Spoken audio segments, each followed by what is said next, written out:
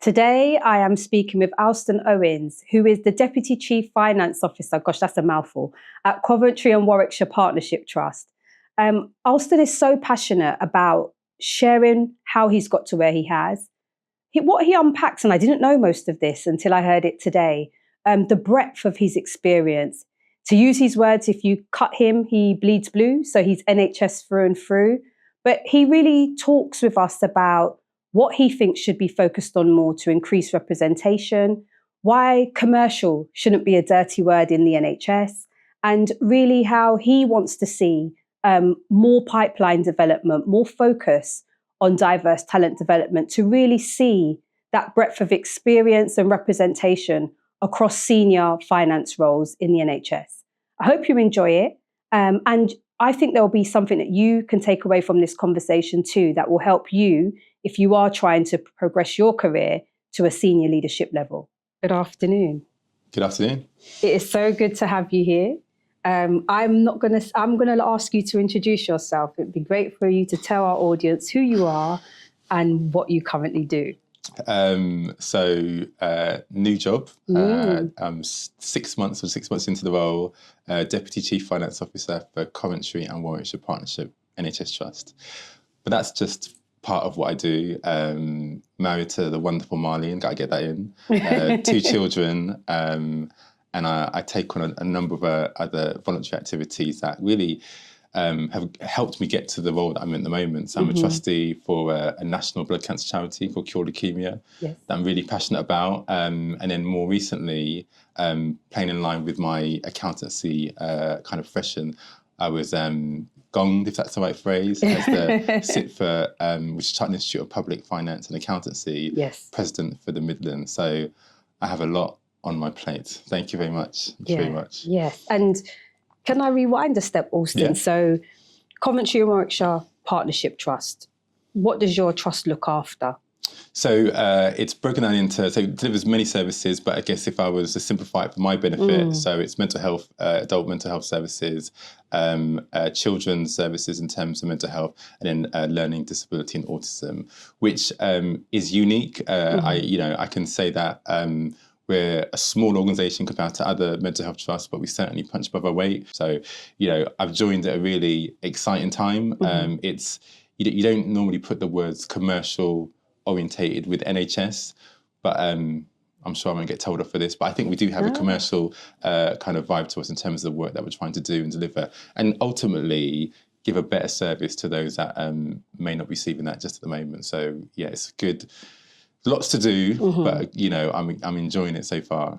I think it's really important what you just shared there about the, using the word commercial or income or money. And we talk about that because, as you just said, as an organisation, you do need to try and balance your books. Absolutely. And actually, if you can think about commercial innovation that improves care for the people you look after, I think that would be welcomed, actually. So great to hear you mentioning that. Yeah, and this is certainly bucking the trend, but I'm a big advocate that, how do we do things differently? Yes. The salami slicing or, saying no to agency or recruitment is not what I signed up for. And it's how do we deliver, how do we do things differently? And really take the insight of innovation.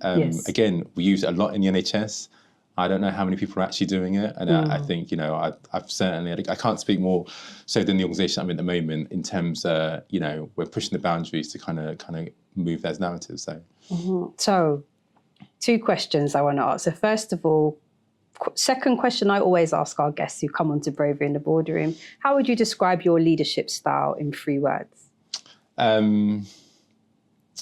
Certainly collaborative. I'm about taking people with me.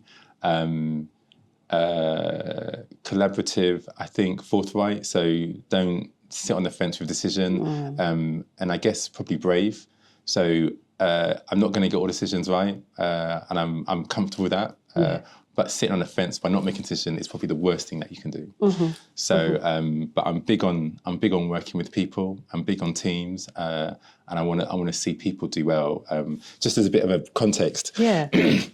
So, although I'm not so much of a basketball player now, but my sport when I played when I was younger was basketball. Yes. And I was the guy who would choose the person most likely to be picked on the team. Shortest guy, probably not that athletic, but I'd be like, if, you know, he'll get a better value from playing with me and improving his game than me trying to play with somebody who's, you know, 6'5" and trying that. And I get, I guess it's probably the only thing, I get value in terms of building people up. Yes. You know, and I've seen that in all sorts of things I've done in my career, and certainly in that space. So, you know, seeing, you know, where we don't know where we're going, or they can't see the wood through the trees, but actually working through a problem together, it's gold. You know, I get value from that. So. And where does that bravery come from? So when you said that, you know, like, worst thing I can do is sit on the fence. So I describe my leadership as brave. Where does that stem from? I think it's probably the environments that I've been in, you know, the good and the bad. And you see, and I've been fortunate, I've just for a snapshot in terms of my career. So I went through a NHS graduate scheme. So if you cut me, I bleed blue. I had real good, the organisation I started with in terms of graduate scheme, which is in Birmingham, real good leaders, good insights in terms of what good looks like, almost mollycoddled, for a better word. But when I kind of broke away from the graduate scheme, or you go beyond that, you realise actually not everywhere is like that. And that's not a bad thing. And I actually think I'm grateful for seeing organisations that, you know, don't necessarily have all the support and training and development as needs to be, because it tells me actually sometimes you've got to be that change. And you can sit on the sideline for a season and go, well, I'll let somebody else make that decision, or I'll let somebody else take that forward. And then it comes your time, actually, you know better. And you know that actually it's going to impact service delivery, or it's impact your team. Now's the time to kind of step up. And I've been fortunate to do that in a number of roles that I've kind of taken forward. And even, you know, when I've got it wrong, and I'll put my hands up, I've taken, I say, you know, how would I do that differently? What was the learning there? Yes. And you just grow into it, don't you? I think just grow into it with a view. So I'm certainly not the finished article, but I'm certainly more confident and not afraid to go left when everybody's saying go right. So tell me a little bit more about that journey. So you said started off on the graduate scheme, and you're currently now a Deputy Chief Finance Officer, NHS through and through. What happened in that middle bit? So I definitely took the Scenic Route, is a view. So probably wasn't as ambitious as what I'd like to be. Kind of only saw, you know, if you'd asked me where do I see myself in 10 years' time, you know, it'd have been very hazy. But I knew, you know, if I could just get to the next role or get more experience in this area or another qualification, that was the direction of travel that I was leaning to.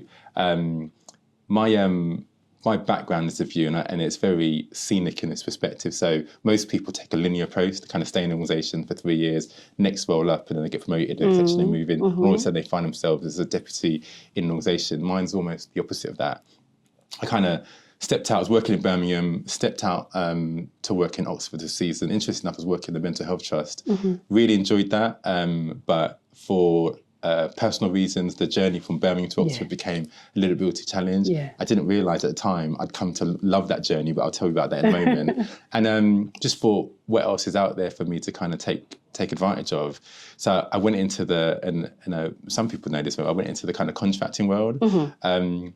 Not by design, and there's something special about, you know, are you brave and taking someone in the permanent position to go into a contracting role, because you're having to deliver on your own back, for want of a better word. And I did that for about 3-4 years.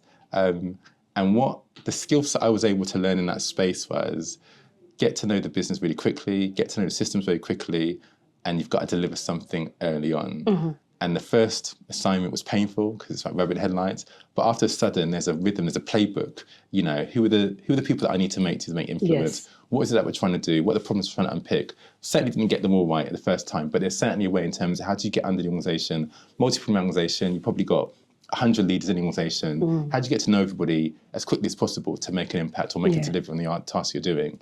So I did that for a season, and then I won't say the consultancies were calling, but I got a great opportunity to work in a consultancy firm. And again, it was just almost a next step up in terms of delivering my point I mentioned earlier, that commercial awareness or insight, particularly in the NHS in terms of, okay, so how do we do things differently? How do we bring in innovation? And I was working for an organisation called FTI Consulting, and I can say, hand on heart, that was, that first instance was, again, a little bit of rabbit in the headlights, but I kind of took back to, you know, the environment I was in, it's the NHS. I've been here before, I know how this works. Take a step back, you can do this, Alston.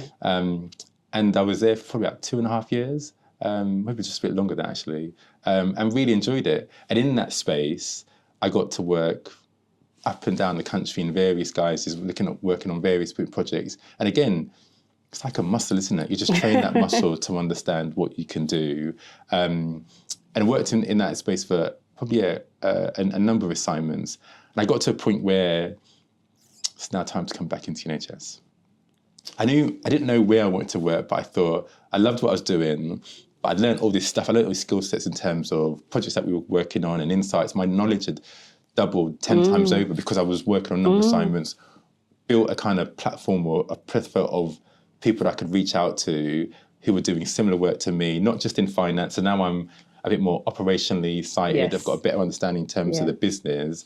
And it's like, actually, I wouldn't mind having another crack and working at, I wouldn't call it traditional finance, but going back to traditional finance route. I'd been out for a while, but I'd always kept that insight in terms of finance. That was the kind of my identity, for a better word, as a view. And that brought me to working in a role in Devon, which was unusual because at the time, if you remember I said earlier, Oxford to Birmingham was too far for me. So how am I going to take up a role in Devon? Deep in the southwest. But you know what? Goes back to the point, Bravery. I saw it was a great opportunity. I'd been out of the NHS institutional for quite a while. Could be something to test myself. I looked at what the organisation was about and the leadership and the team and really enjoyed it. And I thought, you know, even on the interview, I wasn't 100% sure, but I was very convinced by the line manager there and I met some of the team. So I thought this could be a real good opportunity for me. And I was at Devon for about probably just under 2 years. Challenging system, as is everywhere in the country, and certainly tested my own skill set and acumen, but really enjoyed it. And I think, you know, I'm not in this career for it to be easy. You know, I don't think that's, I think I certainly learned that on from an early stage in my career, but you've got to use those things where it's difficult to grow. And I can tell there was some growth in that role. Okay. Maybe I want to unpick that. So when you said you went the scenic route, I think what I've heard there is about the breadth of experience that you've had. Because I think you're right. You know, if we're staying in the confines of the NHS, it can be very hierarchical. And sometimes people are led to believe that the only way you can progress your career is linear. However, for the privilege I've had of speaking to many senior leaders, I hear examples of what you've explained, how the breadth of experience that you've had, stepping outside of the NHS, even while still being connected to it, the insights that you've gained from that you've been able to bring into your more senior roles as you've progressed your career. I really think there's something in there because it gives you so much. And listening to you, like you said, the bravery to make those decisions. So so interesting to hear your journey. I think, yes, it hasn't been linear, but it's been very interesting. And, you know, I wouldn't say I'd recommend it per se, but the people that are coming through, I definitely say come out of your area, come out of your patch, try something different. You know, it might work. I'm not advocating that it's going to work every time, because that's not true. But, you know, you do need to open yourself up to an environment where you've had everything your way or, you know, is comfortable. And I think that bit, you know, long story short is I know that I could work anywhere and work in any environment, whether it's an environment I know, familiar with. It doesn't faze me. I know what the role is. I know what we're trying to do. And I can confidently say I've tried and tested. I've worked in, even in, you know, I'm in the Midlands right now. Even in the Midlands, neighbouring trusts work very differently. They've got a different culture about them as a view. And that can be daunting for other individuals. I don't want to sound too brash, but I'm not fazed by that now. And actually, you know, it's very key to recognise that. So you've told us about your journey and kind of navigating to where you are now. Did you face any challenges along the way? Multiple. Would you like to share a few? So multiple, but they're all things that I don't think are necessarily unique to me per se. So there's something about, young black guy, certainly is progressive in terms of what he's doing in his own confinements. But how do I break through that perceived glass ceiling? Definitely from day one in my career, it was the environment I saw. There were very few black accountants in the world that I was in finance. Now, you could say, well, actually, that's not true, Alston. There's, you need to widen your horizons. But even, and I say this all the time, just in some of the work that I do with SIT for the accountancy body that I'm in. When I was studying, I think I might have been one of 2 black trainees at the time. And this is probably a class of 30, but when you widen it up to the wider program, it's not much more than that. So that was very evident to me in an environment where outside of my work environment, that was never a dialogue or conversation, but it came very real to me when I started in NHS. That's like day one. And then I guess when you're looking at that leadership, that phrase about, you can see what you be, or in that regards, there were very few black leaders when I started my career. So you're very evident as, okay, is that by design or is that, by accident? What's the story there? I don't know the answer. What I do know is that we're like 20 years on now, and we've had some major progress in it, and the environment and the, what do I call it? The environment, my fellow colleagues that I share finance with, we very much embrace diversity, inclusion, is very much on our agenda. But has it moved at the level that I would have liked it to? Probably not. We're probably, if there are, I'm making this up now, 300 directors of finance in the country, I think we're still below, we're not at double digits yet. And if we are, we might be at 12, So is that enough? Not in my eyes. It's not representative. Not representative. Is what we talk about. And I think that in itself is so it just makes it, I don't want to, call out any cards on it. It doesn't make it as easy as what it probably could be. And there's a whole raft of different reasons for what that is. And in terms of being Pacific, I think it's then pushed me to say, well, Alston, you've got to not just be competent in a day job, but you've got to tick all the boxes. And that can be a heavy toll, can't it? Yes. As a view. So I say that in terms of, it's how do I break that narrative? And I guess it's probably fair to say this is that as well as me trying to reach for the top, wherever the top may be, because I think before, aspirations for bigger and better roles going on, I'm very keen about understanding, the level amount and the role amount and really embracing it. Delivering well. And delivering right well. Yeah. But at the same time, I'm a very big advocate of, okay, who's coming behind me? How do we make sure that people get fair opportunity, no matter what your colour, creed, gender in that regards, and just giving people a fair crack at what they want to be, because that makes a difference. And I'm a big advocate that, the profession of the accountants, certainly in the NHS, is about storytelling. It's about storytelling and telling that story to a very diverse workforce. So that means you've got to speak to the janitor, the nurse, the cleaner, the medical director, be able to build that rapport.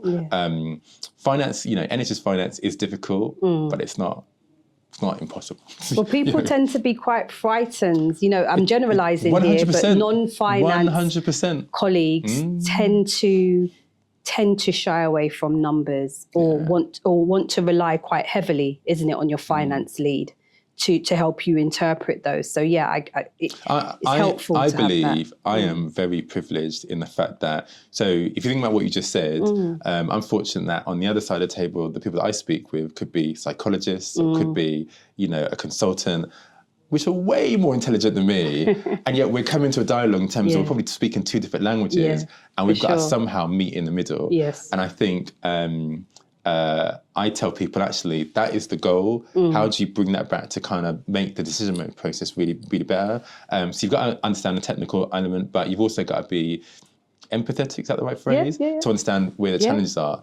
I'll share a story, but I tell anybody, certainly if you're going in the NHS, this is a non-negotiable. Go on a ward. Go on a ward and see what a nurse is dealing with on a night shift or a morning shift as a view, and then come back and think about, can we afford X, Y, and Z? It makes it a bit more real as a view. 100%. If I share a story with Please you. Please do.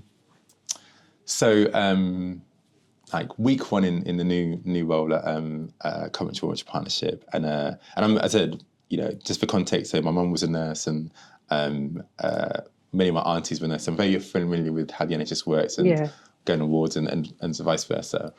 And I was very keen to be present. So, you're not going to see Alston sat behind a desk on spreadsheets. Let's go and see the people, go and see what they're about, find out what the issues are. So might be week 2, I thought I'd go and meet one of the directorate managers, where they are, to go and see them on their site and kind of get a view.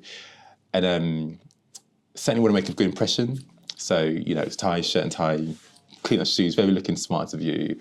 Went to the site, and I don't know, I just assumed that we'd have a conversation in the office environment. Never in my mind did I think he was going to say, come on a ward as a view. Yes. So within 2 minutes, built rapport, got to know him, and he goes, oh, would you like to come on a ward? So this is an adult mental health inpatient facility. And he asked me a question just before you've been taught. You have been on a ward before, which my ego kicked in. I was like, yeah, of course I have. I'd never been on a ward before. So, and I had a perception of what a ward looked like. And we went into a ward, and it was all the challenges that you'd expect. So we had a number of staff who were off that day. So we had shortage of staff. There was a lot going on as a view. And the director got me to meet with one of the nurses. And it just felt like, in any normal circumstances, there's a lot of pressure to do this particular ward. And rightly so, go and speak to the finance people, because they're the ones, it's their problem. They're not allowing you to book bank, and they're not allowing you to paint the wall, etc. And I met this young lady, and she said all those things, that the challenges, but she said, I've been doing this job for 20 years, and I couldn't think of doing anything more prominent. This is what I won't say born to do, but this is my passion, what I'm doing. And you can see that in terms of how she interacts with the patients. And I just thought, how can I leave that today and not go back into my work environment and say, we have a responsibility, not just me, but my team and corporate, to make sure, and I won't say a name, is able to do her job to the best of her ability. And you do that, we're winning. We're winning. But all too often, it can become very corporate. You're far removed. We can lose that remit. And then this is why it comes back in terms of who comes into the finance profession. It's got to be people who are willing to understand that and take that forward. And some people might say, actually, I'm too corporate. I'm not, I don't need the environment of being on the wards or understanding how the service look like. Show me a spreadsheet and I'm good to go. I'm a little bit different in that space. I'd like to believe in what you shared there, that like you said, colleagues, if you want to make a difference, but your specialty, your expertise is in a corporate function, it's still connecting, isn't it? Connecting to actually, like you said, when we make a decision, who is this really impacting? Do I understand that? Do I have that on my conscience? Not saying that the decisions you're making will be wrong, but remembering who we're here to serve. I think when I was a senior leader in the NHS, I think it was really important to have it in the forefront of my mind. I'm here to serve the patients and the community you look after, but you're also here to serve your staff, the people who work for this trust. And it's really important you don't disconnect from that. I think that's such an important message, what you shared in that story. We're a people business. You look after the staff will look after the patients. That's the goal. I don't need to tell you this. Every trust must be like, their overall budget must be like 70% staffing costs. We need to get it right. It's not the estate, it's not digital, although people may tell me differently. It's about how you look after the people, and we all have responsibility of that. And I think, it's not the reason why I'm where I am, but I'd certainly gravitate in terms that I take that really seriously. I'm gonna be very frank with you. I've seen it when it goes wrong.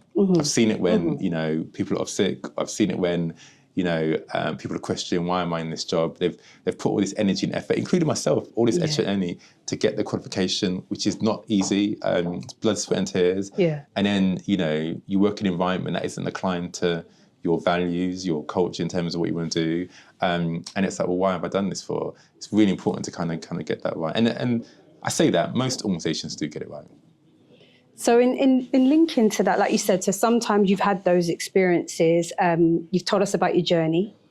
You touched on your presidency of SIPFA. I don't want to assume, though, what's been your greatest career success today? That's a difficult one to answer. Is there more than one? So I think so my view is that, I'm still on that journey, that's for sure. Mm-hmm. But in terms of maybe a pinnacle point, probably getting my accountancy qualification. Mm-hmm. So in itself, I wouldn't say that's my greatest achievement, but I think if you wrap that around what was going on, so my father, he's passed away now, but was suffering from cancer. So that, plays in, I'm questioning actually, what am I doing these exams? Mm-hmm. I need to be at home. But then, I realised the value of what was important to him. He wants to see his son do well. There were pivotal points in terms of where I locate myself to. I'm not necessarily from Birmingham, where people forget that. So I'm from a beautiful place called Slough, just outside of London. I didn't know that. You didn't know that? I didn't know that. Okay. I didn't know you was proximity to London. I thought you were absolutely. No, absolutely. So get it right. It's Berkshire, by the way. So it's like where do I put my decisions? And it was just the too many spinning plates, and it's just I couldn't see how I get through this. And then the goal was just take, I literally have your vision board, and there were a couple of items that were non-negotiable. Let's get the exams out of the way,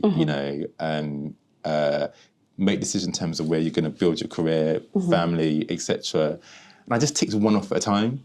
And I felt that it was, and I say this all the time, it's like a playbook, The world could be crashing around behind you, the house could be on fire. Yeah. But, just take one step forward. Yeah. And by doing that, that probably set out the year. And everything that I kind of set out to do, it just happened as intended. Yes. There's no chaos, or that I took the chaos out of it. Yeah. Some things that you can control, let that, some things that you can't control, let that out of the way. Yeah. What are things in my gift to control? And just put the energy in. And I say that I was never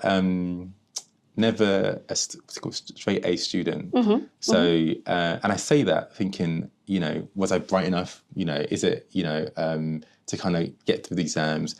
Actually, on reflection now, that last set of exams, I said no excuses and just put that effort in, put the hours in, and all of a sudden you get the results. And I think you do that for anything, you will get results. But it took me a while to get there. Yeah. But I mean, I think our listeners will really appreciate the honesty that you've shared in your reflections about, it's very easy to go, look at me, I'm here, Deputy CFO, I did a graduate scheme and yep, I had these roles. But I think you're unpacking with us here some of those key decisions that you had along the way, some of the challenging roles you've had along the way, being aware of being the only one, like you said, and you can't be what you can't see. Picking up on that last point, you've had your career in finance, all the way through. Is there anything in particular that you think should be prioritised to increase representation in finance in particular? So it's a great question. I guess let me backtrack a little bit in terms of that. So something about which is absolutely key, and I'm very fortunate from day one, I've always had good family support around me, which enabled me to kind of, when I just went to put my hands in my hands in terms of, I had a shoulder to cry on and say, okay, how do I get through this? And I had I won't say one mentor, multiple mentors in varying different degrees that have been integral for me getting to where I am or where I want to be, or, in my wider remit as a view. I think I'm a big advocate that you cannot do this by yourself. Yes. Who is your mastermind? Make sure you've got your mastermind around you. And they're not there for forever and a day. It could be just for a season, but make sure you've got people around that you can trust and support in terms of that regard. And vice versa with that view. So to pick up your question in terms of, should there be more? Obviously, I'm biased. Obviously, I'm going to say yes, 100%. And I think there's, we need to move away from the and I may get shot for saying this, and they're not token gestures, but how do we go from we're putting on programs that facilitate a narrative to actually fundamental change? Now, the positives on that is, I know we're at the top of the tree, and I'm talking about in NHS finance, you've got some great leaders, some great individuals that are big advocates to say, Alston, how do we make the change? You tell me, what do we need to do? And that's not just recently, that's from day one. I was very fortunate to be in a number of roundtables or discussions in terms of actually, we know we're getting it wrong, how do we move that forward? But the day job gets in the way, stuff gets busy, and sometimes the narrative which we want to bring to the table falls short. We've got to make sure that we keep the conversation right at the top of the agenda. And that means, being vocal. It means calling out bad behaviour when we see it. Making sure that we've got probably the biggest thing is that succession plan. So where do we get the talent from? If we're looking one direction, I won't necessarily even, is there an opportunity to look elsewhere? We're in such a great opportunity now. I don't know if it's post-COVID, but in an area of AI and advance, how do we make sure that we're giving visibility to the school leavers, not just university graduates, to kind of see what you can do? And there are a number of programs around apprenticeships to kind of drive that forward. But we've got to have more inclusivity to give people the opportunity to see what's there. So, I'm certainly not the beacon, but I do like to think that, me and there's many others that can say, actually, this is a career for you. This is a career that needs your unique skill set, your unique background. We don't say that enough. We can be quick to kind of say, actually, we just need to get this cohort of individuals from this particular university who may have this characteristic. We've got to break that down. The NHS is about a whole population from all walks and creeds. How do you make sure that finance represents that? I don't have the answer in how we do that forward, but I'm certainly going to be part of the solution. I think I heard two answers in there. If I may pull them out, if I may extract them. I heard you say about keeping representation and a more diverse workforce in finance top, keeping it a priority is what I heard you say. Which is incredibly difficult because a day job becomes, but it's that fit for the workforce that's fit for the future, isn't it? I heard you talk about succession planning. And I think what you just mentioned was about going really early in the pipeline. So like you said, school leavers, opening up that opportunity or sharing that actually there are careers in the NHS that aren't just clinical. It's a common question I get. It's like, Alston, what do you do? I work in the NHS in finance. Finance? What do you need? But it's integral. How do you think these people get paid? It's a few. So that's really key. I think, let me give some nuggets out. I think as a sector, we need to call out the recruitment agencies, and I've said this publicly in terms of, so what's their role? How are they making sure that leadership is representative of the communities they serve? Absolutely. Where are you doing your pooling from in terms of your headhunting as a view? And having that engagement with communities, bridging that gap. And there's multiple agencies out there that do wonderful work in terms of kind of giving visibility to that. Those are probably the start, but if I'm honest, a lot of it comes from the people, including myself, who can make the influence at the moment. How do you make sure, big examples to actually, what does it mean to work in the NHS in this remit, sit on a board, understand that the importance in terms of making decisions. We all have a role to play, and you've got to be quite focused on it. No, I think, like you said, I mean, you said nuggets before. They were in there. I heard them. I think just picking up on that point you said about recruitment agencies, and just if I may explain that point a little bit more for our listeners, that for most exec and board level roles, organisations use executive search firms. That's right. And there is a real challenge there, and that challenge needs to be asked, like you did. How are you selecting your executive search firm? So as an organisation, you might be very committed to looking at how you recruit more inclusively. But if you then commission an executive search firm, how are you ensuring that that executive search firm is going to bring you a diverse long list? And there is, I cannot remember as we're speaking the name of the paper, but there is a paper and some guidance that was worked on by the likes of Roger Klein, Harpreet Hockley, Cadence Partners, that actually advises. So it's like a guidance document for NHS organisations about diverse and inclusive approach to commissioning exec search firms. I will make sure we link it in the show notes, because I think it's a really important point that you make there, because actually, as an organisation, you have that responsibility. But if I flip the script there, and if I asked you the question about if we were speaking to, so if you wanted to give some top tips to aspiring senior leaders who are underrepresented, who want to progress their career in finance, what top tips would you share with them? Some of which I've said before. So, don't try and do this by yourself. I think there's no bravery in kind of saying, well, I've got there by myself, I didn't have any help. You need to find a mentor, someone to advocate you. And this is where it becomes important. And I've had many mentors in my time. Some have worked, some haven't worked. And that's okay. Yeah. It's no good you walking up to a mentor or having a relationship with someone's advocating you, and they say do 1, 2, and 3. And you go back and you go back to the next meeting, and 1, 2, or 3 are still undone. Yeah. The accountability is like, no, I'm saying you to do this because I know what's coming next. Yeah. So they are going to be uncomfortable, and that's okay. And I've had some mentors, like, only reflection, they said I was going on hard on you because I knew you had the potential. At the time, I was like, I'm not calling this guy back again. But I was grateful for that honesty and that push, even though it was uncomfortable. And some people don't like that, their ego gets in the way. So that's really key, to kind of leave the ego, at the door, and come with your authentic, saying, hey, I need some help. I want to progress to wherever it may be.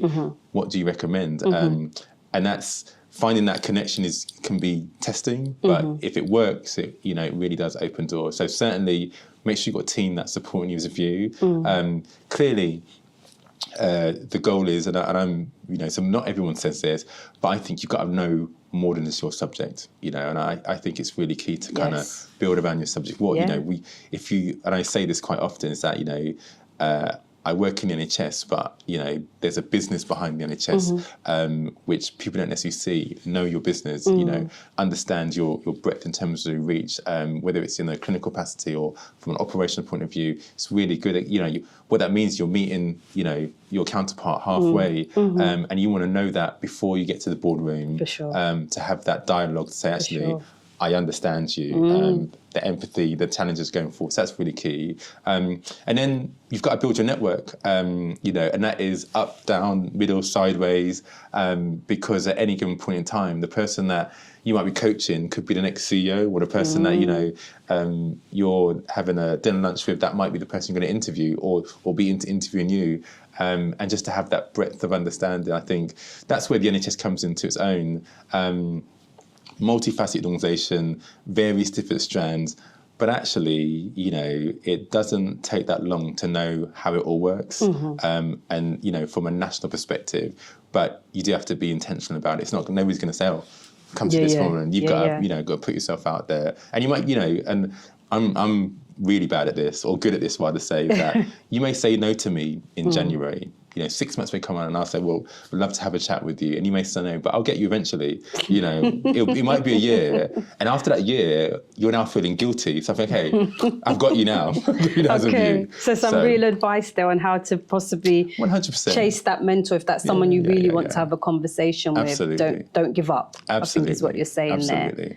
And so I know, you mentioned LinkedIn, 10,000. I know you've got 10,000 followers on LinkedIn, right? You're quite active. You have.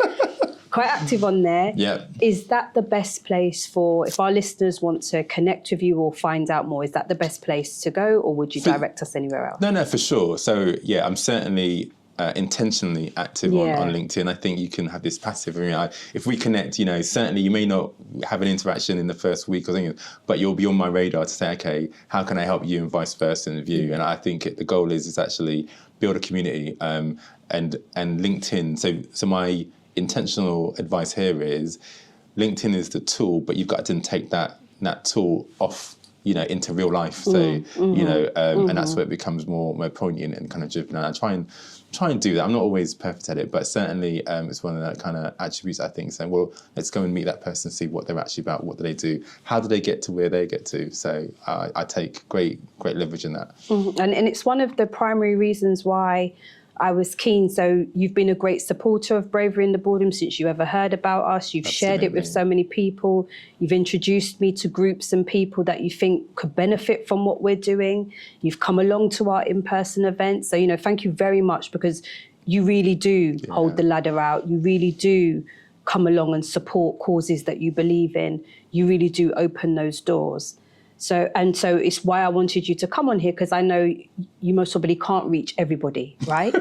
So I wanted to be able to actually, can you be here to share the nuggets so that, this episode can go far and wide, and can reach people that I know you're passionate about wanting to give advice and support to. So I appreciate that. But you are a very busy man. And if people follow you on LinkedIn, they see you are literally everywhere. That's not a good side, is it? Well, no, I think you use your time well. You use your time intentionally. But I always ask the question of our guests, because I think we don't speak enough about well-being and balance when we are busy. So I want to ask you that question. As a very busy man and senior NHS leader, how do you look after your well-being? So I think there's seasons. We're coming to the down season right now where everything shuts off. I think that's key. And I'm very intentional about, okay, what does 2026 look like? And kind of plotting out those periods. So it's not by accident. I know when it's going to be busy, and you kind of plan for it as a view.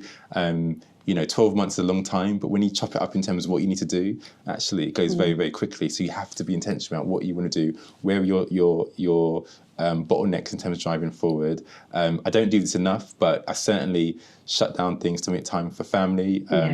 In terms, that's where my heart is, in terms of making sure that's driven forward. Clearly, the other charity work stuff I do is really key. But I'm also, dare I say, quite selfish, and I take some time out for myself. So some of your listeners may know that I'm big into cycling, and I'm a big advocate of the work I do with a charity called Leukemia. But sometimes just to kind of go out, by myself, that thinking time to kind of validate, okay, what's on the agenda, what have I got to do? That's really powerful for me in terms of kind of giving me that. And I come back a bit more refreshed to kind of hit the ground running again. Doesn't always work, but but everything is seasons. You certainly can't do everything all the time.